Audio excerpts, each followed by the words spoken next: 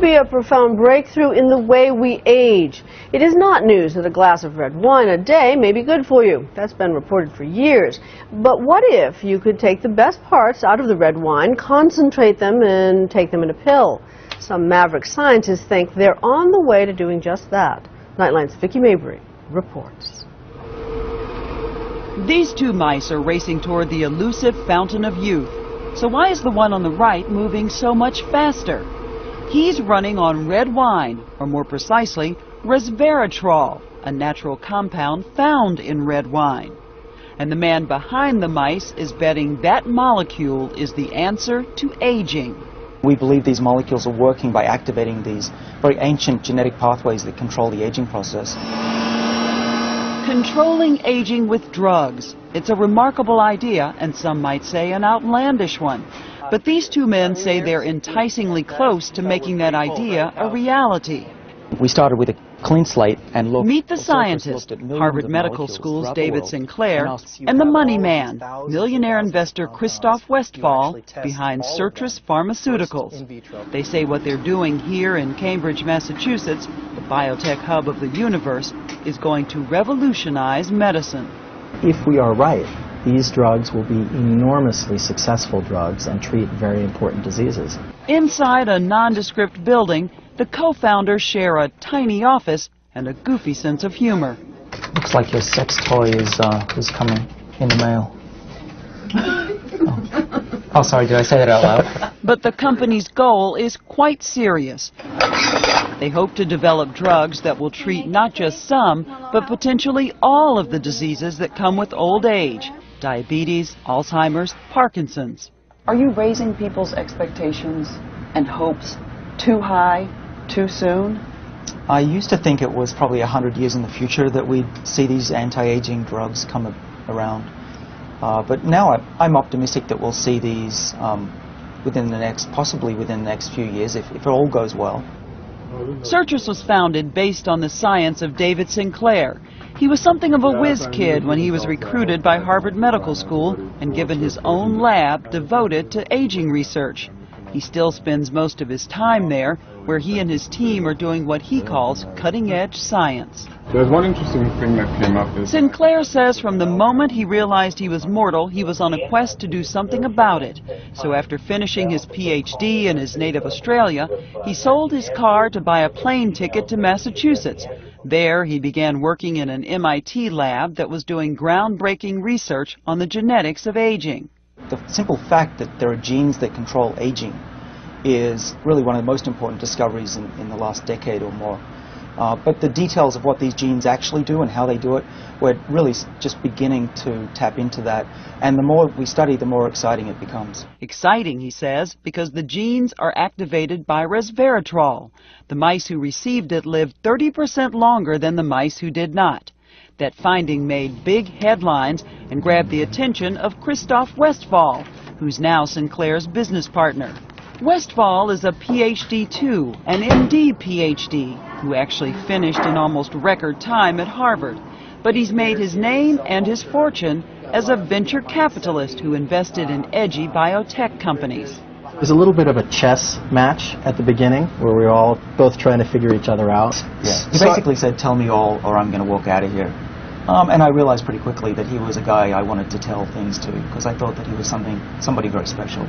Originally from Germany, Westphal paid his way through medical school by performing as a concert cellist. Oh, and he also speaks 4 languages. So when these two paired up, it was something of a dream team, but they still needed backing. It's tens of millions of dollars to set up a company like Citrus and ultimately hundreds of millions of dollars to develop a drug. Millions of dollars that Westphal raises by selling investors on the promise of those mice. And boy, does he sell it. If we are right, this is a game changer. There's very, very few things I've ever seen in my life, and I've looked at a lot of these technologies, that if the technology is right and if the drugs actually deliver on the promise of the science, it's a game changer. It can change the world. So how exactly will red wine do that? Their approach starts with a very simple idea: dieting, serious dieting. There's a very simple way to slow down aging in animals. It's called caloric restriction. If you restrict the amount of calories a rat or a mouse gets throughout its lifespan by about 30%, they live dramatically longer, about 30 to 50% longer. So these same rats, where the control rats that are on a normal diet have cancer and are dying from all sorts of horrible diseases, the rats on the calorie-restricted diet are running around the cage, they're free of diseases, they don't have cancer. Scientists like Sinclair have spent decades trying to figure out why. And then the Q should be higher. He believes he's discovered the answer in a gene that gets switched on when you stop eating. The gene starts producing an enzyme that puts your cells in defense mode, more able to fight off disease. So instead of having to calorie restrict your whole lifespan, which nobody really wants to do, your life may not be longer, but it certainly will feel that way. What we hope to do is have a pill that will be able to be taken safely, hopefully for many years, and to give you the same benefits as this diet that we see happen in these rats, this remarkable effect on aging and diseases of aging. But you can still eat and enjoy your life. Exactly. Which brings us back to that bottle of red wine and resveratrol, wine's magic ingredient. You can think of Pac-Man controlling things in the cell, and resveratrol binds to the Pac-Man and makes it more active and tells the cell to be more energy efficient, ramp up metabolic rate, and overall for the organism we think improves health and resistant to diseases of aging. Sinclair's research shows that's what happens in mice as well as in yeast. But will it work the same way in humans? This is very, very pure resveratrol, which is pure enough to go into human clinical studies.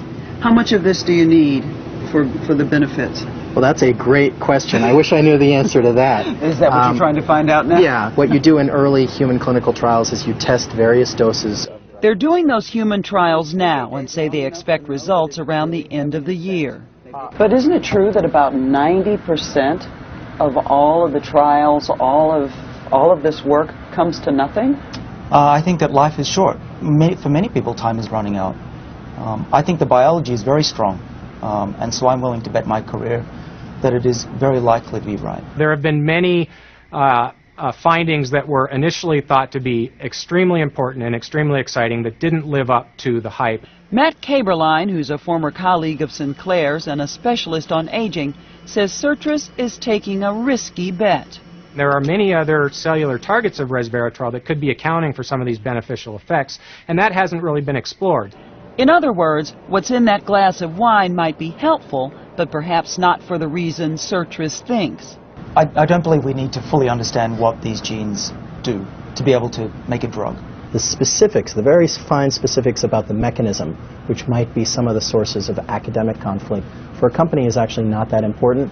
All we care about, and I think all you care about, is are we right and will it work in man?